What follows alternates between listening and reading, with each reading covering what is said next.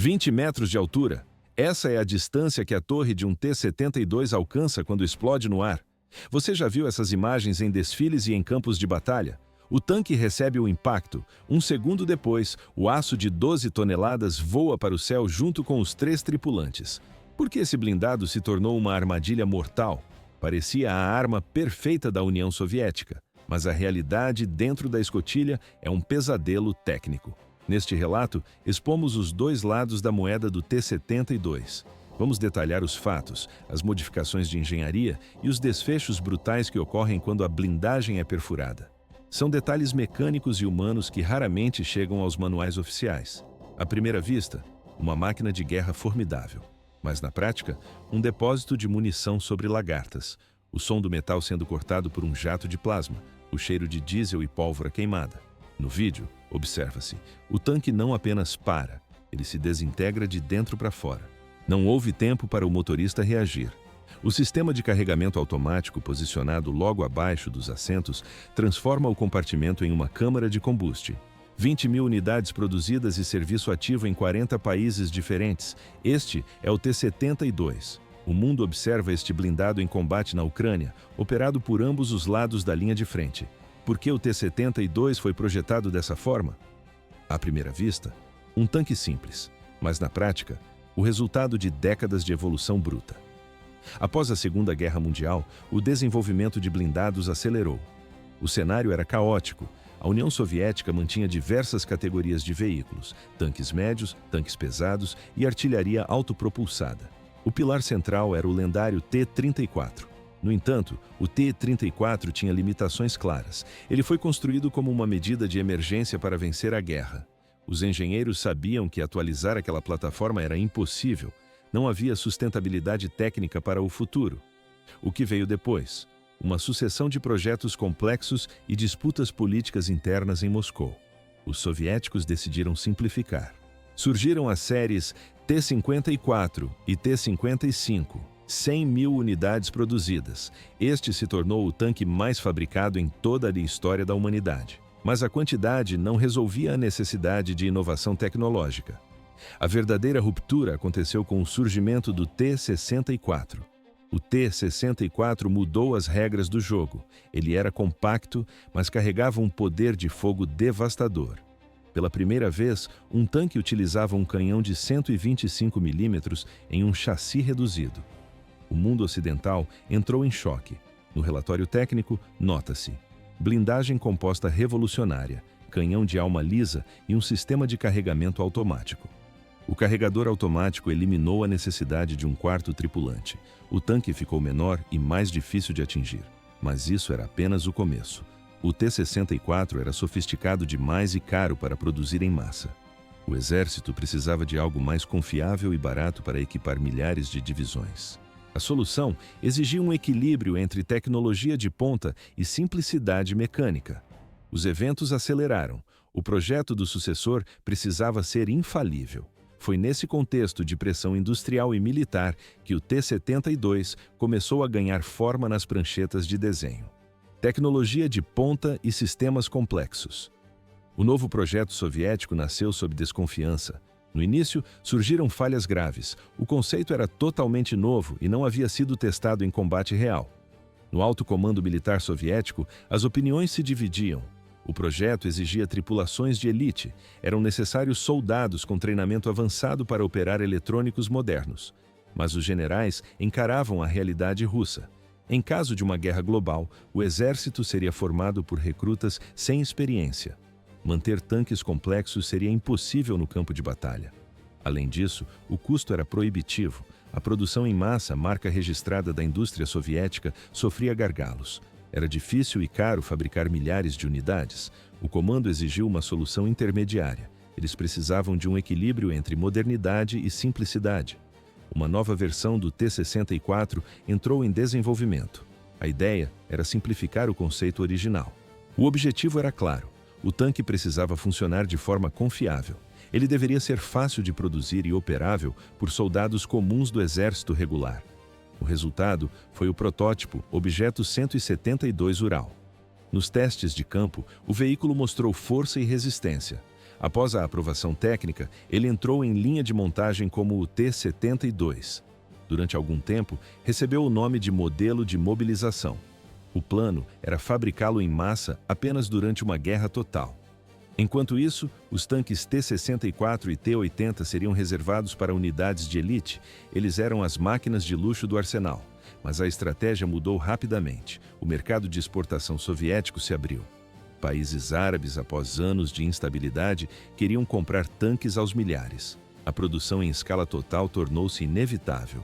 Como era o visual do T-72, ele manteve o perfil baixo do seu antecessor. No vídeo, percebe-se. A silhueta é pequena, difícil de ser atingida. O armamento principal era um canhão de alma lisa de 125 mm. O sistema de carregamento automático foi redesenhado para ser mais robusto. À primeira vista, apenas mais um tanque, mas na prática, uma arma devastadora. Aquele era o maior canhão de tanque em operação no mundo na época. O impacto foi imediato. Exércitos da OTAN entraram em pânico. Os generais ocidentais correram para atualizar seus canhões estriados de 105 mm. Eles estavam obsoletos. Assim começou a corrida tecnológica. O T-72 não era apenas um tanque de reserva, ele se tornou o novo padrão de força bruta. 3 homens, apenas o motorista, o atirador e o comandante. Esse era o limite da tripulação. No lugar de um 4º soldado para carregar os canhões, os engenheiros instalaram um carregador automático. Por que eliminar o carregador humano? A lógica era simples. Máquinas não cansam e ocupam menos espaço. Com isso, o tanque tornou-se drasticamente mais compacto que qualquer blindado ocidental. O projeto dispensou o espaço interno necessário para um homem ficar de pé e manipular granadas pesadas. O mecanismo robótico assumiu a tarefa. Na teoria, isso garantia uma cadência de tiro constante e veloz. O design trouxe vantagens e problemas graves. O tanque ficou mais leve e se tornou um alvo menor no campo de batalha. Menos aço significa mais agilidade. Com um perfil baixo, ele era mais difícil de ser atingido à distância. 40 toneladas. Esse era o peso total do T-72. O Abrams americano, hoje, chega a 70 toneladas. Mesmo sendo 30 toneladas mais leve, o tanque soviético mantinha o mesmo poder de fogo de seus rivais. A velocidade impressionava, 7 dezenas de quilômetros por hora em estradas pavimentadas. Mas havia uma falha técnica crítica. A marcha ré era absurdamente lenta, atingindo apenas 5 km por hora. Em um recuo sob fogo, o tanque se tornava uma presa fácil. Uma característica chama sua atenção no exterior, o snorkel. É um tubo de respiração armazenado atrás da torre. Ele permite que o blindado atravesse rios de até 5 metros de profundidade. O veículo literalmente dirige sobre o leito da água. Na prática, a manobra é um pesadelo logístico, exige treinamento exaustivo e nervos de aço. No visor do motorista, vê-se apenas a escuridão do fundo do rio. Se o motor parar ou ocorrer um vazamento, a morte é quase certa. A pressão da água impede a abertura das escotilhas. Para sair, a tripulação precisa esperar o tanque inundar completamente para equalizar a pressão interna. Só então a porta se move. É uma operação de alto risco raramente executada em combate real. No quadro, o tanque desaparece sob a linha d'água. Ouve-se apenas o borbulhar do escape. O equipamento existia, mas poucos comandantes tinham coragem de usá-lo. 800 milímetros de aço não eram a única defesa. O T-72 contava com um sistema de proteção nuclear, biológica e química. O compartimento de combate era vedado hermeticamente. O ar entrava apenas por filtros especiais projetados para barrar partículas radioativas e gases tóxicos. Como o sistema funcionava na prática? Havia um custo alto. Para garantir a vedação, um selo de borracha inflável travava o anel da torre. Na prática, o tanque perdia a capacidade de girar a torre enquanto o sistema estivesse ativo. O veículo se tornava uma fortaleza imóvel, por isso, essa função raramente era usada em combate real. No quadro, o tanque avança por terrenos contaminados. Em um cenário de guerra atômica, essas máquinas seriam as únicas a cruzar campos radioativos para eliminar sobreviventes. Mas a realidade técnica do tanque era diferente. O coração da ofensiva era o carregador automático. Ele operava de forma mecânica e precisa. Sob a torre, um carrossel rotativo armazenava 22 munições completas. Cada projétil era dividido em 2 partes, a ogiva e a carga propelente. O mecanismo funcionava em etapas. O carrossel girava o tipo de munição escolhida até a posição de carregamento. O sistema elevava o projétil e o empurrava para o canhão. Logo depois, inseria a carga de pólvora. Ouve-se o som do disparo. Após o tiro, o estojo vazio era ejetado por uma pequena escotilha no teto da torre. O ciclo completo levava 8 segundos. Para um sistema mecânico, o ritmo era constante. Mas isso era apenas o começo da comparação com tanques ocidentais. Um carregador humano consegue ser mais rápido nos primeiros disparos.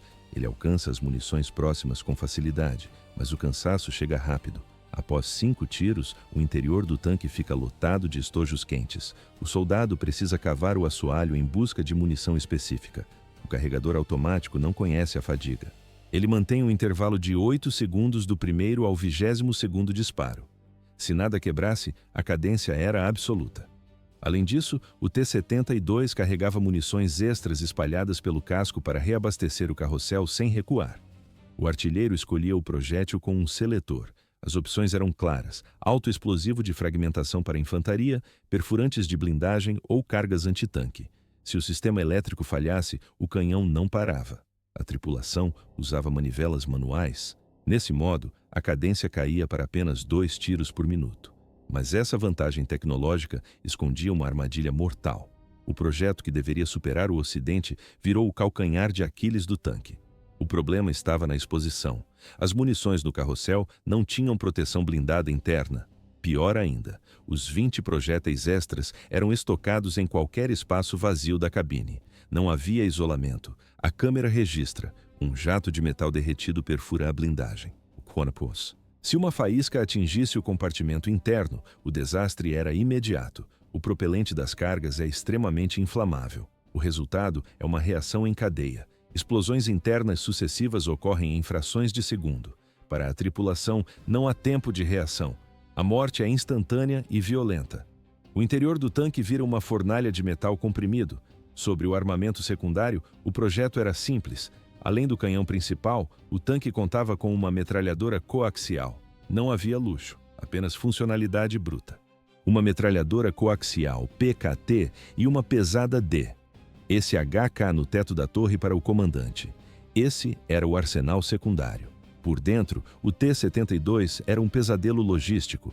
Tanquistas ocidentais descreveram o interior como inacreditavelmente apertado, especialmente para quem operava a torre.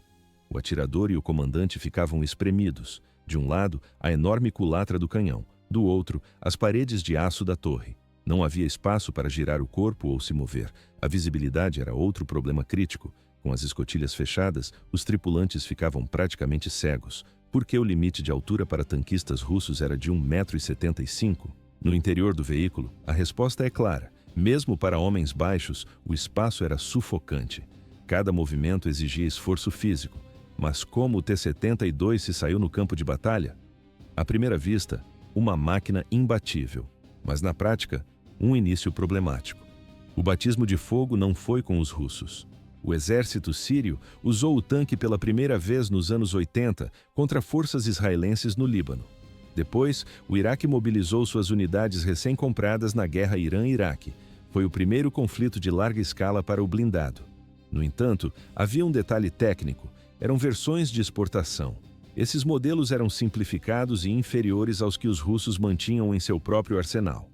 Somado a isso, as tripulações eram mal treinadas. Não havia coordenação com a infantaria ou suporte aéreo.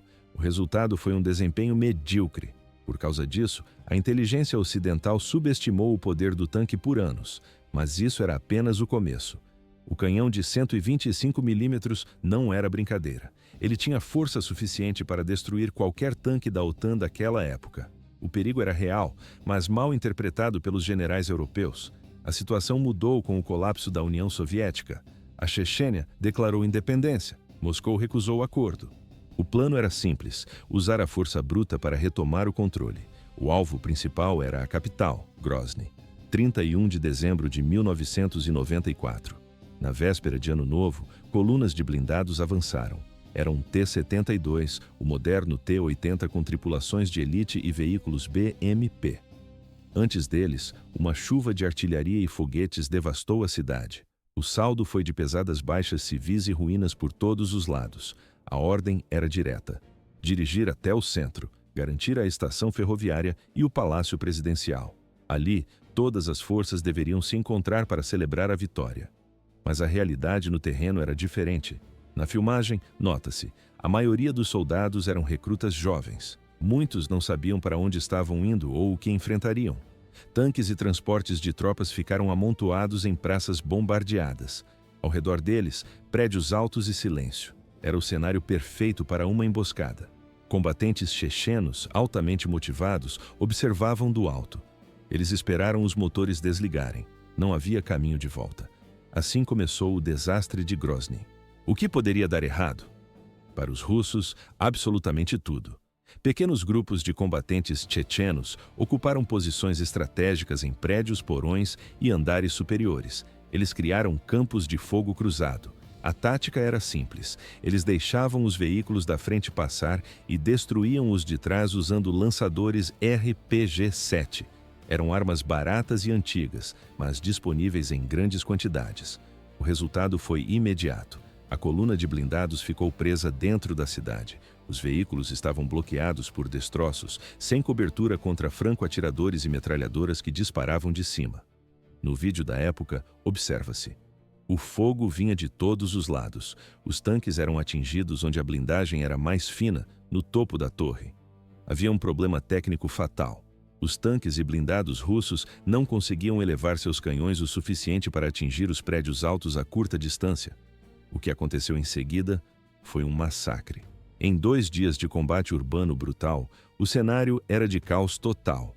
Dos 120 veículos blindados e 1.000 soldados que entraram na cidade, o prejuízo foi quase total. Mais de 100 veículos acabaram destruídos. 800 soldados foram mortos ou feridos. A 131ª Brigada Russa simplesmente deixou de existir. Unidades de reforço tentaram ajudar. Elas sofreram emboscadas no caminho e tiveram perdas pesadas antes mesmo de avistarem Grozny. Pela primeira vez, o mundo viu imagens de dezenas de tanques T-70 e 2 queimados. As torres eram arremessadas para longe pela força das explosões internas. O custo-benefício era chocante. Um RPG-7 barato destruía um tanque de $500 mil. Essas ogivas de carga moldada continuam sendo uma ameaça global até hoje. Após a catástrofe de Grozny, os russos mudaram a estratégia para a Segunda Guerra da Chechênia. A lição foi aprendida com sangue. Eles iniciaram um avanço com bombardeios pesados de artilharia. Desta vez, o movimento foi lento e cauteloso. A infantaria caminhava ao lado dos tanques para protegê-los de ataques próximos. Ninguém mais dirigia cegamente por ruas estreitas. Os T-72 receberam blocos de blindagem reativa. Contato 1. Essa proteção funcionava contra os RPG mais antigos, mas a tecnologia evoluiu rápido. Logo surgiram as ogivas de carga tandem, capazes de perfurar a nova blindagem. As torres dos T-72 voltaram a voar pelos ares. Mesmo assim, as perdas foram menores. A mudança tática salvou mais tanques do que o metal. Assim, terminou o massacre inicial. 1971. O nascimento do T-72 não foi uma revolução, mas uma evolução do pensamento da Segunda Guerra Mundial. O objetivo era simples: um tanque barato, fácil de produzir e letal em grandes massas. Mas o mundo mudou. Por que o T-72 continua operando? A resposta é a modernização constante. Engenheiros instalaram blindagens reativas e sistemas de controle de tiro avançados para manter o veículo relevante. Mas a estrutura básica permanecia presa ao passado.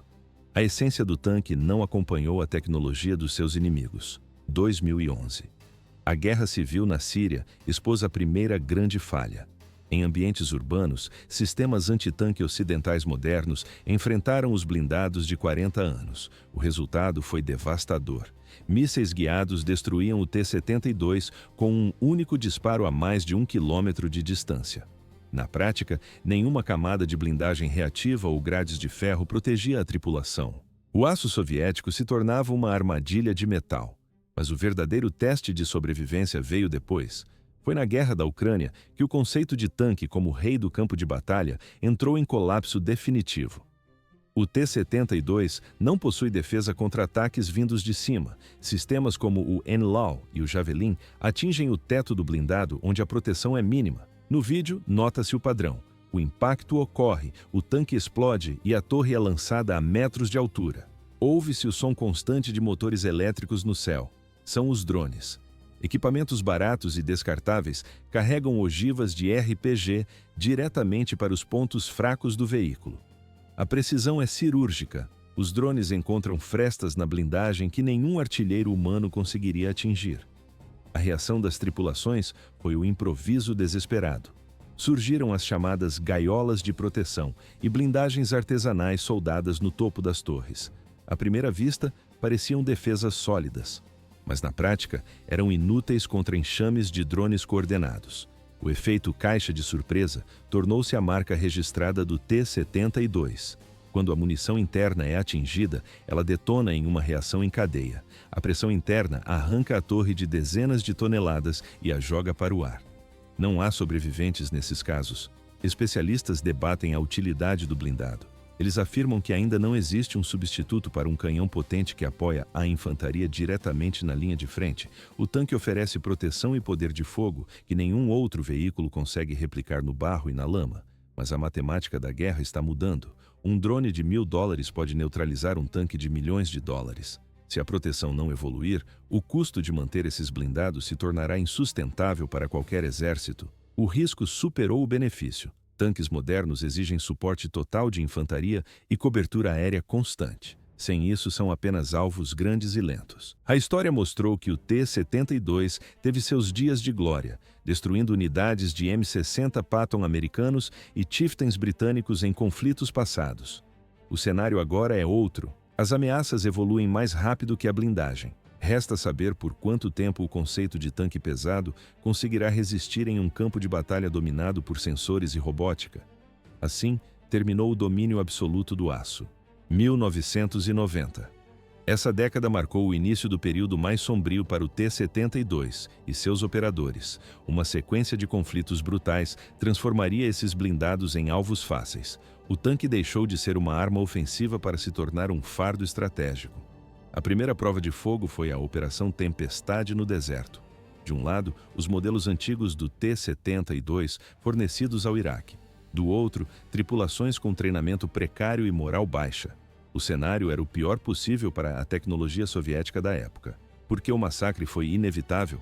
A resposta estava na tecnologia. Os Estados Unidos enviaram o que havia de mais moderno no arsenal americano.